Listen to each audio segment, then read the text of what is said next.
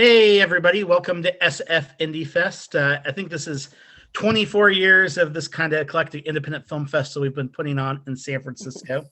Over the years, we've had a chance to kind of screen a lot of wonderful films, and we're lucky enough to actually have one of our returning filmmakers here, Melody Gilbert, and her co-director, Rita Deverne, from Stories I Didn't Know. Welcome, guys. Hi, thanks for Hello, having great us. to be here. It's good to Yeah, be good back. to see your smiling faces. This virtual world aspect is a little bit different than I think we ever anticipated. But one of the things we've always felt with film festivals is like you kind of want to get a chance to kind of get to know the people behind the film because with independent films they're so driven by the vision of the filmmakers, versus all the kind of extraneous aspects that studio films have. And you guys have really crafted a really interesting film, and I think it so kind of reflects this time that we're in, as a country and also as individuals of like kind of looking back at our history and trying to get an understanding of what it all means and the kind of trade-offs that kind of have been made, with, some that have benefited and some that haven't. And so it may be a good place to start is, Rita, what kind of inspired you that where you're like, hey, there's a film here, I want to kind of make a documentary out of this story? Good question. Well, the film started with another film called Burren Girl. That is the story of my ancestors in Ireland over 1,200 years. And I had gotten up to the point where I had a 20-minute preview for that film, and I was able to get a grant. And at that point, I knew I needed help to go any further. So I went to Melody, who was my teacher. I was doing a lot of film classes and asked her if she'd like to be involved. And so she came on, and she'll tell you this, but the first thing she said to me is, Rita, this film is not going to be about your dead grandma. It's going to be about you, and we're going to follow you on a journey and see why you're so passionate about your family history and what's sitting there that we might not know. And so we set out to do that. And I was not a very cooperative subject for a long time. I really resisted. I'm a private kind of person. I was not happy uncovering things I didn't even know before, that were very uncomfortable. And so it was quite a journey, but I'll tell you, you go along with Melody Gilbert and you learn a thing or two about, what it's like to just like to be a real human with all your warts and wisdom and, just show what it's like to go through life and hit a hard spot and work through it. So it was a tremendous experience. It was not fun at the time. No, it wasn't fun for me either at the beginning. That is true. Should I jump in here, Chris? Yeah, so I might actually just kind of frame it, for those of you that have been audience members that have been longtime Indie Fest and DocFest fans. Actually, Melody was actually one of our first Vanguard Nonfiction Award winners, which we honor a filmmaker each year who we think are kind of pushing the boundaries of what can be done in documentaries and also are something to watch. And so over the years, we've had a lot of interesting subjects from the movie Hole to My Life Without Pain to a few years ago Silicon Soul. And Rita, as I'm sure you saw, it's like Melody usually picks some kind of difficult topics, but always figures out a way to kind of creatively collaborate to kind of want us as a viewer to kind of take us on these journeys. So yeah, Melody, like what did you kind of see in the idea of the film early on, and how did you kind of jump on board? Well, first of all, thank you for the support of Indie Fest all these years, and that award that I received from you guys is seriously still my favorite award ever. It meant so much to me, and this festival has really been a champion of true independent filmmakers. And I think, I'm not positive about this, but I think you guys have shown every single one of my films or close to it. And I think that's right. Yeah. Yeah, you may be the only festival that sort of like, really gets and understands the kind of work that I do. And And I appreciate that. And that means a lot to me that you selected this film as well. It's a little bit different in terms of the style and the subject matter, but I think it does still do a similar thing. And in some ways, well, I guess what it is, you asked me what I saw, right?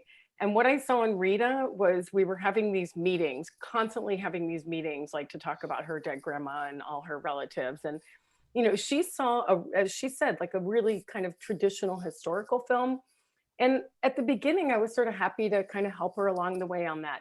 But we would get together and we'd have these long conversations, and she would get all teared up and she would not be able to speak and she would start crying. And I would keep asking her, like, Rita, what are you crying about? Like, what are you so upset about? And she couldn't tell me. Like, she honestly could not tell me. And so that's how I knew something was there, because there was something inside of her that needed to come out. And that is the story I wanted to tell. That's the journey I wanted to go on. Wanted to find out what that was, how it would manifest itself. And at that point, when, you know, after months of discussing this and arguing about it, and almost leaving the film kind of at the beginning saying, you know, if you don't want to go on this journey, I don't need this. Like, it's not easy for me to do this. And she eventually agreed that we could, you know, kind of co-direct the film. And then we would, so I'm not sure how this is going to work, but let's give it a try. And because I do most of my own filming, especially at the beginning, I just started showing up like at things with her and like making these phone calls. Hey, it's your 70th birthday. I'm going to film that. And she would say, why would you want to film them? Trust me, I know what I'm doing. Like, I just wanted to follow her everywhere, which I became annoying. And I'd be in the car with her and asking her questions. And I basically became that annoying person.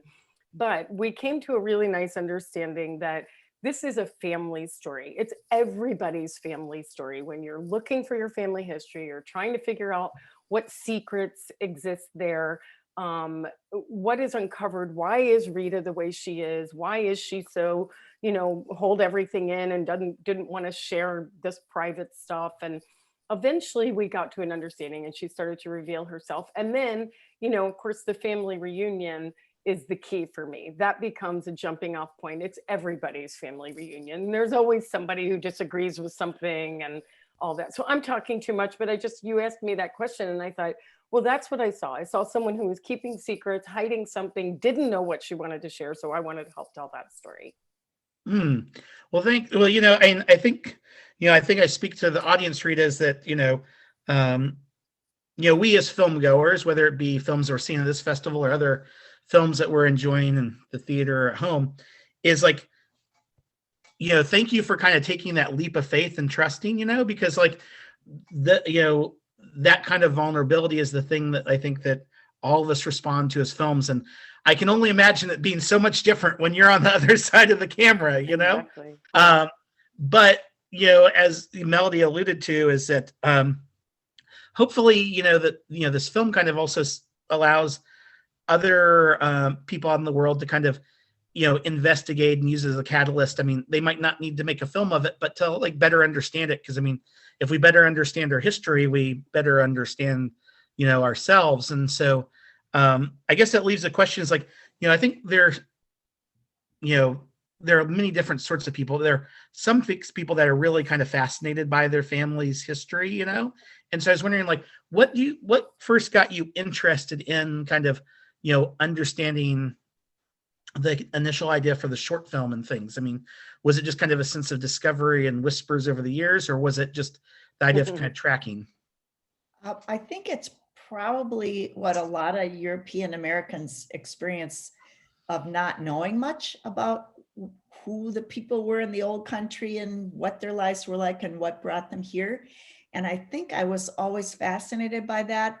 But then add to that the fact that my parents wouldn't talk about things. Like, there are certain people they wouldn't talk about. They just wouldn't go there. And that really got me curious. And so I would not leave that alone. And then, you know, when my dad died, I actually found out the things that I wasn't gonna, you know, I wanted to honor his, you know, respect him. But anyway, It all came out. That's what it all came out. And then the question is, how are you going to deal with this, you know? Yeah.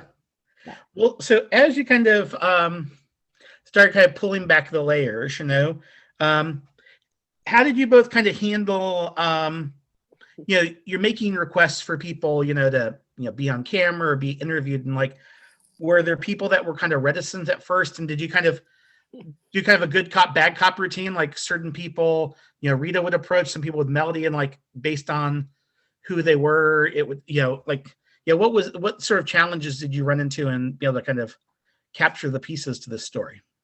Um, well, of course, the biggest,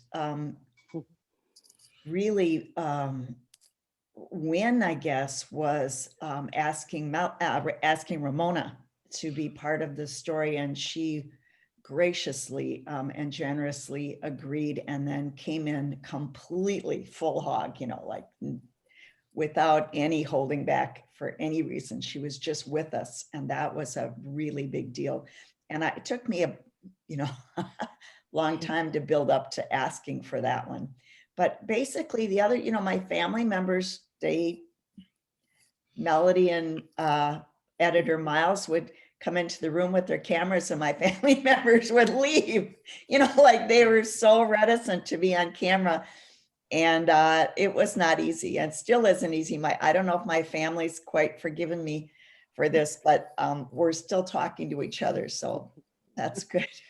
Well, I think the best get was really your brother, because it's only briefly touched on in the film, Chris, but at one point, after that family reunion, her brother, they stopped talking to each other. And Rita just casually mentions this to me in our phone calls. And I was like, wait, what? We have to film that. We have to film the fact that you guys aren't talking to each other. She's like, no way. I am not going to risk my family. I'm going to stop making the film. I don't think I can keep going. My family comes first. And I was like, it's okay, Rita, we can still talk to you about how you feel about this. And she's, nope, I'm not talking to anybody till I clear up my relationship with my brother. Oh my God. So eventually she agreed to let us film her going to talk to her brother, and that's actually, that scene is in the film. And it's interesting for me because that was, like, for me, the biggest part of the film, that when we're done showing it, a lot of times people ask, well, how is your relationship with your brother now? Because that's everybody's relationship to me. Everyone has a sibling that they don't get along with or have an argument with, and how does that work out? So for me, that was the best get in terms of the storytelling. Ramona was clearly, like, when we got her, we had a film, right? We had a real film, but he makes a sort of family connection for us. So go ahead, Rita, if you want to mention that. Yes. How are things with your brother? And they're pretty good. I mean, he's just, it was hard. The whole thing was hard, but I asked him 4 times, would you have a difference of opinion, and your opinion matters, and it matters to me. Would you come and let us film that? And he said no 3 times. And the 4th time he said yes. Yes, and I remember reminding you, keep asking him. Yeah. So yeah. we did, and I'm proud of both of us that we stuck with each other and didn't let the relationship. It was not on the line, and we both knew it wasn't going to be on the line. Yeah. So it was. Rita's a very brave person to allow this story to be told, and she's courageous, and she represents, I think, a lot of people, as a very human story, struggling to figure out, family secrets. And this sort of journey she went on doesn't really have an answer at the end, other than, look at yourself and see, are you courageous enough, like Rita, to start looking into your family history and your family stories, because you don't know what you're going to find. And I do think also one thing we didn't mention is, well, you were assuming that people have seen the film already, right, Chris? Yes, absolutely. I think everybody out there watching this Q&A has seen the film. Okay, that's good. Well, it makes me think, is that, documentaries have become so much more commonplace out there in the world, or at least, the general audience for them has kind of grown. And, you can understand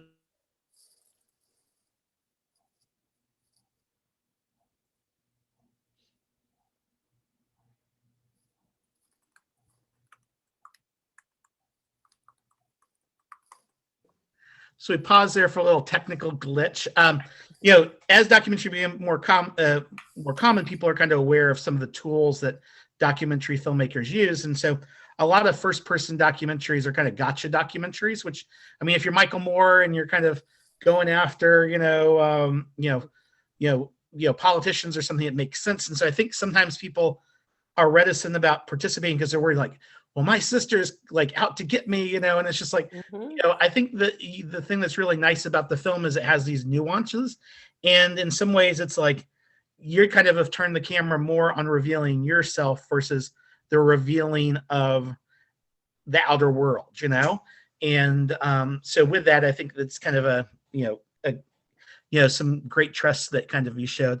So as I understand, you guys have had a chance to kind of screen the film in your own community, Arita, in Minnesota, right? And so what was that kind of reaction to folks within Minnesota and in other families that maybe have other similar hidden histories? Aha. Mm-hmm. I do get contacted by people who say, wait to hear what I found out, So that's fun to hear. But mostly the people who want to screen this film are groups of people who are, either a church group or an educational group, or the latest is a group of medical students at the University of Minnesota who are going to put this as part of their rotation to look at this place where they're practicing medicine and what they need to learn about this place. So it's really been fun to see how people want to use this and as a jumping off place for their own growth, I guess. With the way that kind of the film has come together, do you think that with Ramona and things, like, do you think there's like a spirit of reconciliation, I guess, to things, or the idea, there's this, I'm trying to remember what is like within the legal system, there's this kind of phrase, restorative justice, and so the idea is like, if people are just willing to be heard out, they kind of feel like that they're kind of a restoration of the balance. And so, like, what was kind of Ramona's feeling about kind of participating in the film, and what was kind of the in takeaway of seeing the final results? I don't want to speak for Ramona, but I know that she continues to want to do interviews with us and screen the film anywhere she can. She really thinks it's a force for healing, and that's what she's interested in. And the, Indigenous peoples are known for their generosity and for their wisdom. And I remember a few years ago, there was a horse ride commemorating the banishment of Dakota people from Minnesota. And it's a several hundred miles horse ride from the place they were banished to back to Fort Snelling here. And one year they all carried banners that said, I'm going to cry when I say this, that said, "We forgive everyone, everything." Wow. And that's a policy. I mean, it's a way they live, because they know they're just, they're incredible human beings who've held on to a lot of their humanity along the way, in spite of whatever. So I can't speak for any individuals, but I think we're all, many of us are trying to figure out the road forward from here together, because nothing else is going to work. Very nice. Beautiful, Rita. And I just want to jump in. It reminds me that along the way, when we were making the film, she would constantly say to me things like, I don't know why I'm a white person telling this story. I shouldn't be the person telling this story. It's somebody else. Why am I doing this? And, what we found along the way is Ramona, for example, and some of the organizations that she went to, and, we filmed along the way, that they were happy that a white person, a white European person, was telling this story. Because, Rita, do you want to jump in on that about who's listening when you do that? Go ahead. Exactly. Like it wouldn't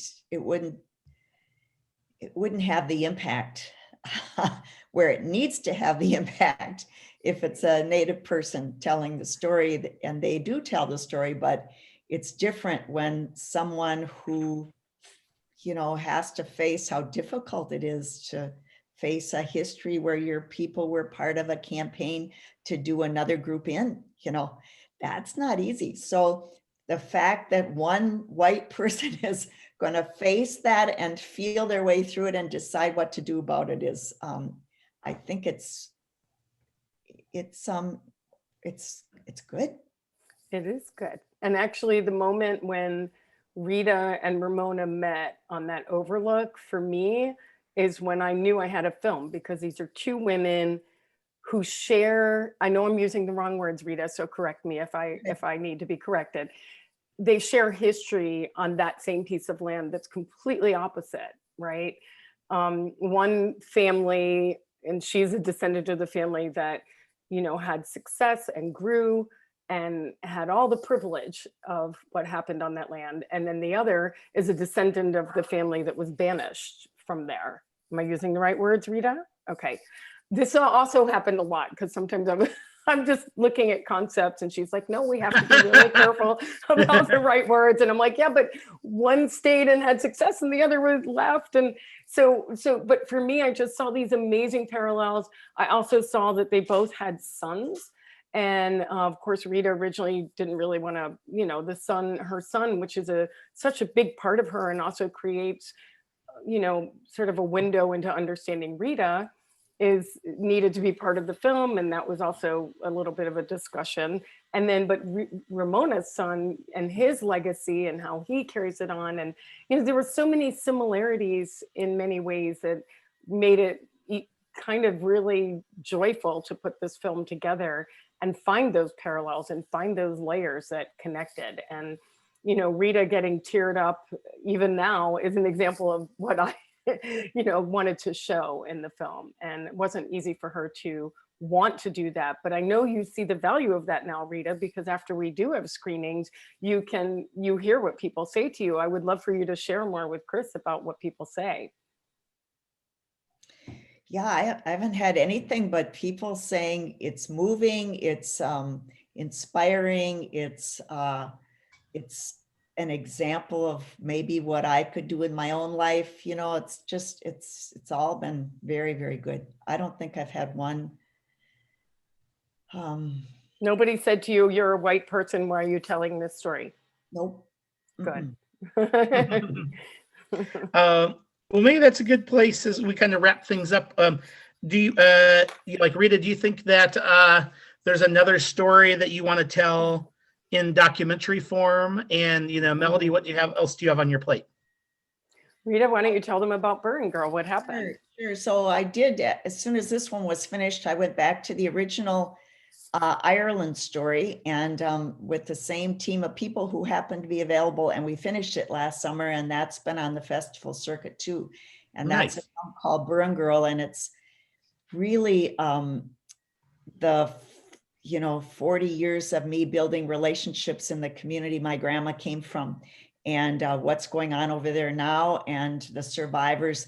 They survived their own genocide there, and so it's really a parallel story. Yeah.